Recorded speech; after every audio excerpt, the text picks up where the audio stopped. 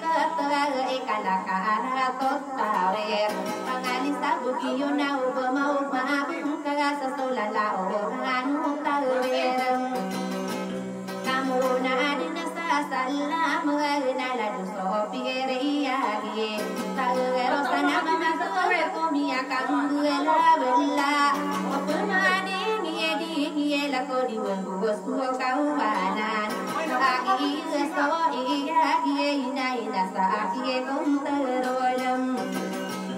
amata o makambi dia ko suara penggegeran ya ngomong suata ayau tua tanda ayah pura tante ya pandi maka senggaya ngoan no budayo kabinawa isa erem ya ngomong suata kakak suo benturan ado pai biragena senama belon aku dei amon penua muda dia na bentuk aku reseta ayya ada nabi na inte na di mama gumbuwam tadi ya puatara ire nama belon aku dei apon wow sokan de ngada ku reseta kabarelok di mama salada kawang kawangan suatu serta kemampu dan sama kawani serta kem naik pagerangan tai kumada lagian wow mau toa ina teka kaki suakur rente dia maka untawara kopi tibarang talparang kau radio kau sosok piere setek wow so yesu kai peru benda punggung asak kadar di maka punggung kami lagi di karandeng lagi di karau kau sora piere deke kalau kasih yang buai dah mengangung dia lombe ini anak ketiga semanga berkerian dia petara ini obadi sembi saltegem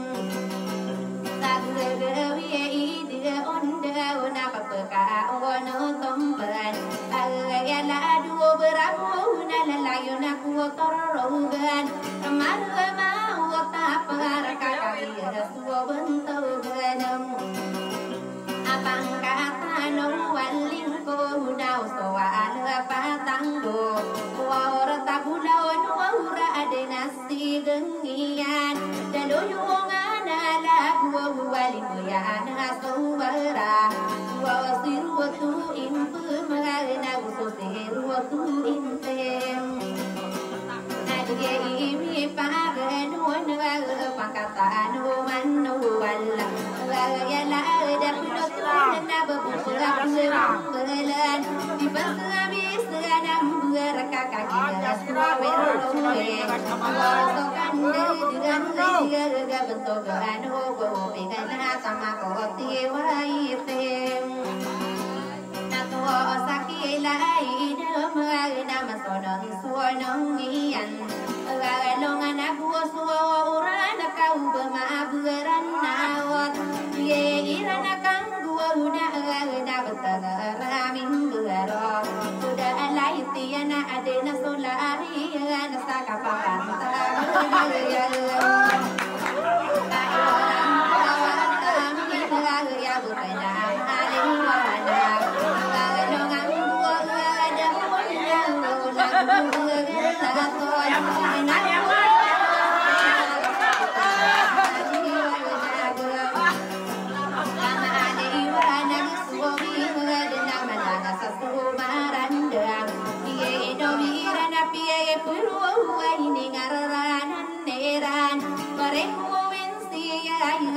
sebentai maling wagnagam tadi nani kari negara sapen di matim berurai tangan beruai kakagia siruan igirami anak ko mga kaming burian napakakano sa ire ikipalado nga darayan pagagade na umitiya ingiya tarakan dudaya iya lemo dua betul sobat raming bero sababasakan dudaya juga otaladaan ye birasareng aku gare ikuawin siya ini ngaranan niyo wow bentai malia iwana gabua kena tua keriwan malimana Ramalanga asanum miro Naswa okini diru tande kapengenin tanau duduan dia rakale nang sapuna pia gepo Iei daralani lani sabukena maliwana Lalai naswa suwa duor nama tapasuwa kalilang Ngagamim berua wayu saswa bentai maliwana Mereka binsia soberasa magetor Tangeramim beru nakagi mian ngenoida Naena unamanga ada toa salada siru wanaya Tiada toa pelatino pamilia tomanor Ayara muda sabukena di labuyan ayo nande to iyo walilangi di paguyun ragai sieru mana sabukena maliwana lais pantara urang mata nagi iya nana suwadi ragunda aga nayu adinda gena ayang tangan deka iya inokuna da tuwa mama ya pamilya tomanor ya ini ora pun sia la sapona pia gepom aye samang buka mara gai pagadilian raino gubia rano na panon diungan sabungan inna e galilangi di pagrion gadili di panon dia ayai na beeng aye pendi dewi rano nasalo ko kadirano to nakan dua nak na di kapangan luna dia menagi wow so mangao no rasaran now dia nunggu denderane kasilano bengan sasapu na pia po kakagi sai mentong Iyan wa budan wa tohui mangoda parantesan Iyon duga bayana ni poteri ruwa salinda Obasi estawana yan nadia ko maginala Ibarat ko kalakada detaro kalala kawa segida kanu mimbaya Tatari tiya birana ya sapona piya gepo Gana de samali wana gahina de panaku seman Jikana naku kali muda kakagi suatar rite Tiya guoni parang tisan nama de kali kukuman Aku sagi pohon anu naka pasagi pohon Dia itu katawa sari pamian Allah nasaran tau ada buana pesua dekawan nona rawatan anak pesagi pohon aku nabi Rasulullah tapi ya ani anak ko selatan kadidia wow pasti sawa nanya saya kurun aku sudah wow nota nabi bakar mata di lesaku marah mantap boleh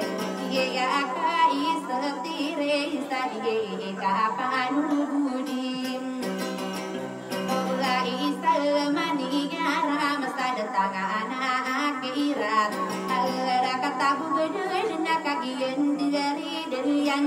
anu nara rawat tidak sering apa tera ngana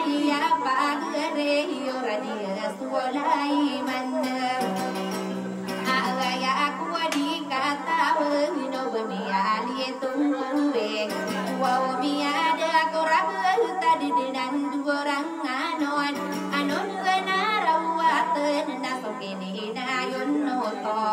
gadon na rawatan sa pulo api ng kayam tabuan tapi nang guus nami ada karyanan ye terai na law tab idi waraya kataya kaya pangang petan rahid bengang sasai ngadi kata benami beya kari bengang aslan sadi lemai gena ini seterinian wow serana pugalo ina magalina munsaik magalun sai segara tenaki ala pie sampeman kaya diwetamu ku mesakini anu deui ayat kodong mata wow sakini sude laiadan ye ya kai satiri ai ko poteri mai salam sirana pelum ye ya diwetamu ko dia dia yungan lupa hina ayat kodong mata sakini sude getaran naine saterenian lai siti siregun na gustira na pugalum be katata kami pante so kaya di tamu ko yene randi ngaku buona ayat ono mata o lagi ini sudu liku buona miaka setirem wala nulla sapa wa bulan tai pugi engan gustira na pugalum be ina sapodo agulima laya kutu tande kasulima unakalo kusum nami ya tongko pakora gutana sulima unakalo kus ya tongko pakora langi tana sulima unakalo kus idu ya ku dengatara nakakagio pagarairan maka bunggui bungu ya maka bunggui sanana pagarang aku wow kapan inian upama kami tindir kita wanto di kubutun apa mengilai dia daladu maka toian naino pun mangadia tu ai sakad dengedan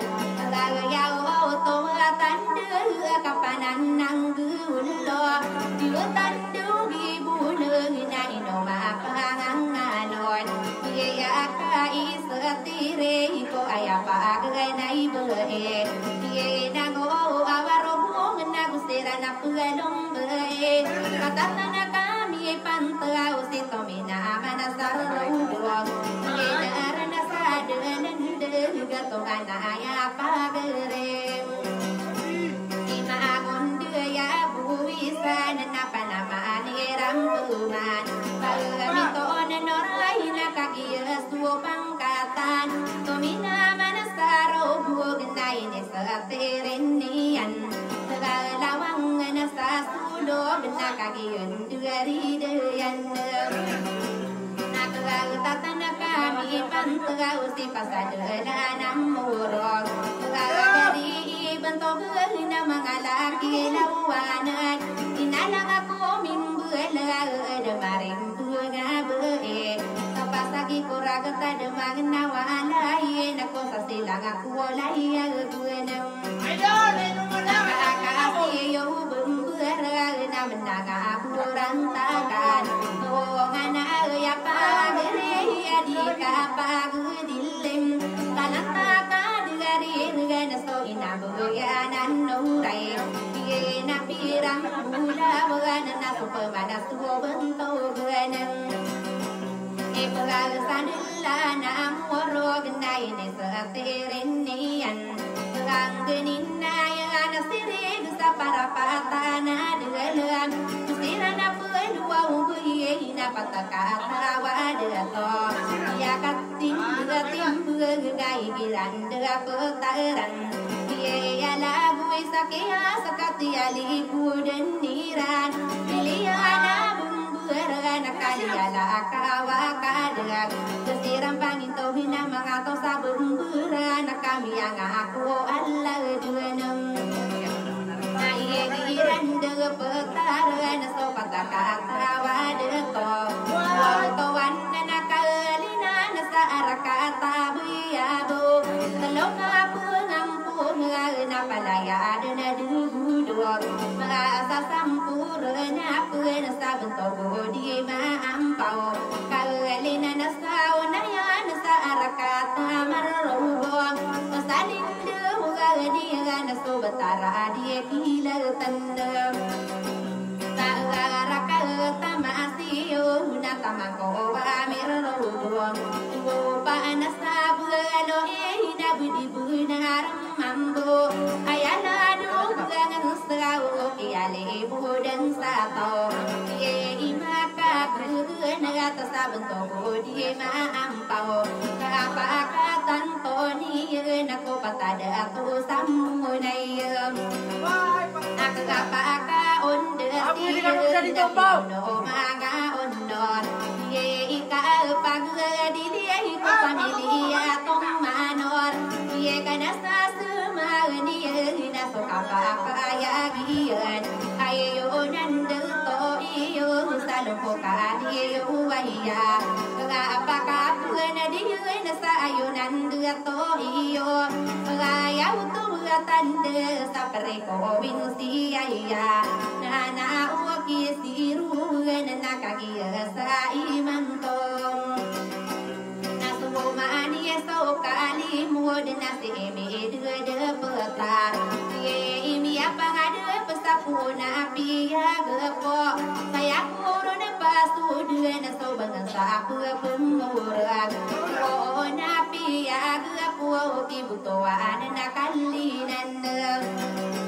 Tarakata baya buwa miyaka esetire Alganakino dirasa elia minasa baya bo Kaginya pelum baya nakatata nakami pantau Tadi ikapangan wana sabento bodi maampau Kalena nasa wana na ini sangai sangaran Pakiyama na asala di maampaw Arakatao na yan nakakagiya suwaduragadatam Abang tohwa di maampaw Sabwa ayaw tuwa tanda Arakatabo ya buuna inisuat tigerin niyan Baisagi na waray nakagiya puwalong buyan Makaampaw diragag na miyaka iesatiren Wow tari dugulan nakagiyan digari dariyan Upawan na sa bulay buwa miyaka iesatire Piye na alaw nga buhay nakagiya puwalong buyan Naglaltata na kami pantuwa ayaw tuwatan da Piye ikapag diliyay ko talokan dua-dua muaduag Munasibu rawas na sa malaadu magundar Mabalo na po maniri sa puna na bayalbong Natalaman na po agibulan Nagaway no ko na mga dito Kalagi si maniri sa lambo magundar Tama na po agibulan Nagaw sa punan na bayabaw Siye burawa sampu man sa malaadu magundarang Ayene sugatiren niya na sorago ka na sasabot Iye sa katuruawan na bay sa panalawan Kusira na punong buhay na soradiya di bubo Iye akay sugatirin sa lado buhay butolang Nakagiya pulong buhay na nawalokan dua-dua Iye no mapangangano nakakagiya mga papayag Umisa sa marawi na gumising sa marantao Mayaman na sa didugun na makadiyara sa bunto Magabalo na ko maayo da dua di pagarampi ay Kuya punada ko bugal tara saramay na dusuenam nadu moku satara kana sama kopi limbese re amina samu londo nadu dana kuenadan wo mising samaran usaki alilangan nian wo teri siti ayu nakagi aku alumbuyanam tatanya kami pantai waka besaran lendo ngabadon aku angkele abudeni ini sutere suau barau sama si wau kagian ada sondu yam akagian dari napa tapan orau benan wau napi ya aku kapaganai nasu insan abadon aku minta benapa penuh denian pangkatan no orayu nama nganon aku amirong agi dan ni pitu ruang apa tapan orau benan ngayau tu batan sapu nabi ya gapo ayah pepe kirang ko nagu benda yang kau pase rasa menagu de gadie kapa gedile kan sasmania nasatarite biaran naya kapaka pun di na ko kesapor na non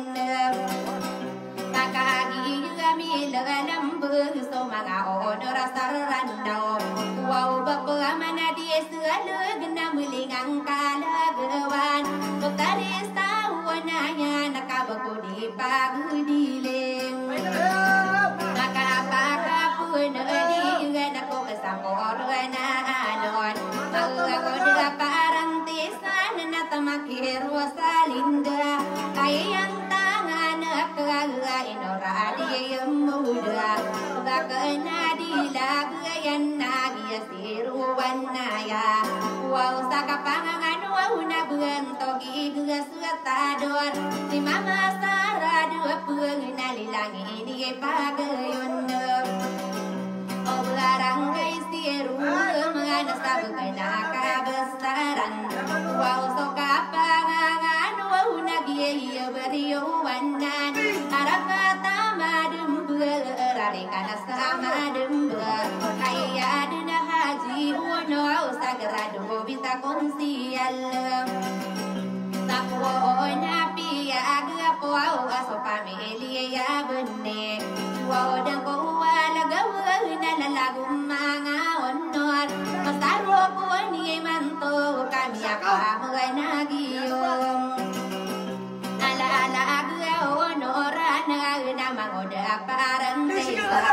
iye ko mambuo katawan na ipon sa paganay malasabi kiri na kapakarang kumiya di gundi muara ya bakod na katademe ada naranon ya nami donon towaranon ada nami ya kalam buaranon parang disanam kakagi gadi ni lonto nada pembelo buron salangod parang disan sama saro kuani manto inau na mga dato na ini tondo giyenon na poteresa onayan pamana quiero salir na paguda sa kanopon antay punam buarawan na usapan burutum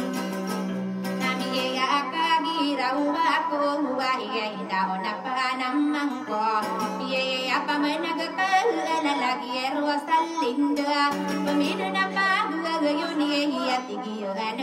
manae apu number Dita kabenar kami pangarang angko Mantis daw pamakatimbangi Lalo katawa iya kenapa sugayan Iya panapapin siya na kenapa sindiro Ada nami ya kambu duo kasaka pama bondi bonde ado kasa dia sosakio pantalon nami tape ona sali koda ngoda parang tisa na ini ton duo giodon tie kona tisa ona ya na pugu iya pugenda maman sorota na tie manna eke ngoda parang tisa nami akagi rawal kong kau bersisa onayan Pelagu ya pelegenda Pepuma gelang alang Anuni barang tisa Nakakak ketauan bro Saya yakin dulu nian Nada sama ugema igin Bubu masu sabung Bubu ya lalagi barang tisan Saki pendua-dua na iyan na ini ton dua giodon wa otarisa unayan na usai mangtuaya upama aya to magana wisa iko saka pira kapira pangke tatigio manna em kita ya waktu watande na pira kasala kosa ya waktu tiki sungasa ingadiyo dia kagira wako wa mangoda parantesa paga ulang kosa kasa wanala gekalam ikuatarisa onaya nasakararano ng kaon laraling duong nakahukunan narano dan salan sudah itu barai sudah maimpitan nara uwi kadua pangkat nama pepemikirakan malarakan panalana nalada pantawa tebuak minani ngarag tuna malaya gulon ngari kuna nak malawan de ilalagam ada tari parantisan nakrona kanarka manguda parantisan nau basi parantisan dia pusa lebiya kata ini berando dengan kapal yang dia manguda parantisan wakiatan wana nasi pemanas Yerusalem namun dia bibilikan nakagia lalagakan wow sai manto ayuna yena ona mangadato kagia mapa payuga kagia kupagune dia kasalu gakuna ditamu kesanaan yeso desa sara sesokasi itu kadungke akagada sakit na paro waya tua tanda wawatari ruasalin na agaya pindah ingian asaraka ayato menatigian manae pagana nagunta mana nasokan dua dona satu ngalayam naye tondo giyan wauna ayaw tua elat kagilala agakuna wo basisa onayan usay man tuwayan na ba ako panganganda iyayanin mo din sa tawi gaya maanan niyan sa kapangguan at ako'y nasalada pantawa tubog ipagkaoy dilakon na sobrang ataman taman nagayain ni sambagwaw ni potarero salinda wow teresa onayan napipikirang kapuman mag-aarag na pulub ni matarente sa kolamba magaita iya dua pakopatang bosarag na nasagadita kabuna raina odaro salinda timba suara nawa bugi maginda daw tabu sapit mana na pandingan na solalag kakalo na so na ayamatin du serabo Oka kelimo dan sata kapaka pue nu dian tumang pue dengan ian nana so kapapa ya gian wow manis so kali mau di penderaan kawan nasaro kau ni mangko mangoda parang tesan kau nak kedua namu to gengkau natau kaki gamis tua mandi gai na ona mangade to ami ya gilang gua mila ngi baratang kolalang saro kuani mantu na yang tangan aka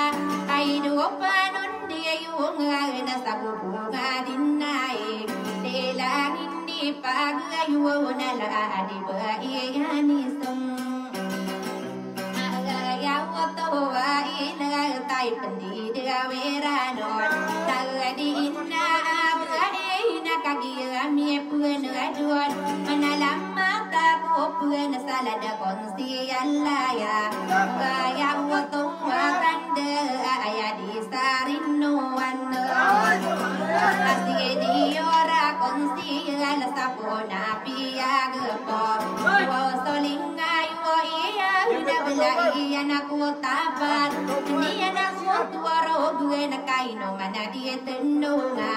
ada konsi alla ya sustene yora konsi alla sapona pia gepo wa iya giranda pelataran ya dena de tomama ya pemilia tomanor ya nai panala mata kan pai samali wana galadi parin si samimim aku solinga yo iya na sopia na kotor rogen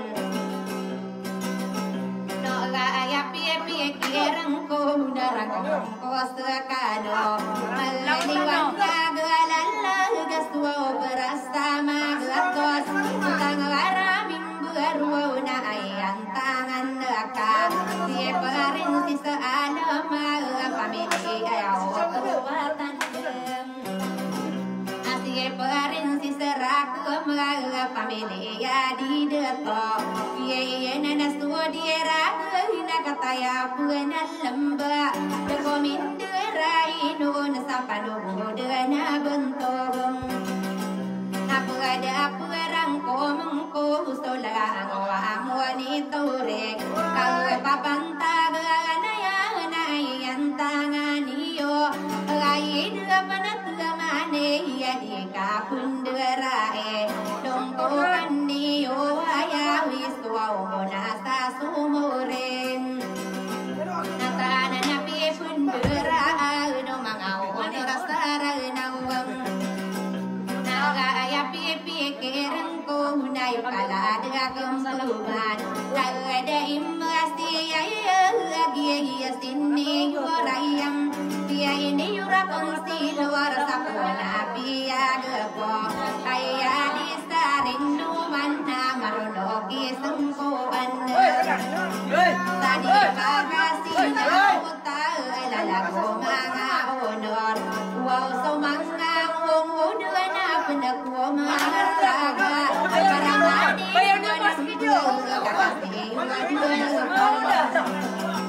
sakti kekasune na pengano no kan denari buona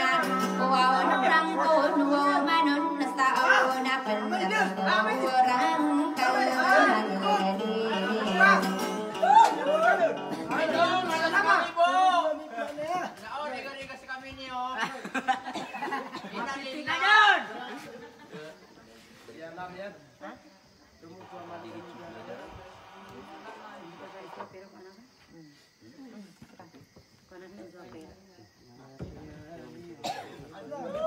Pero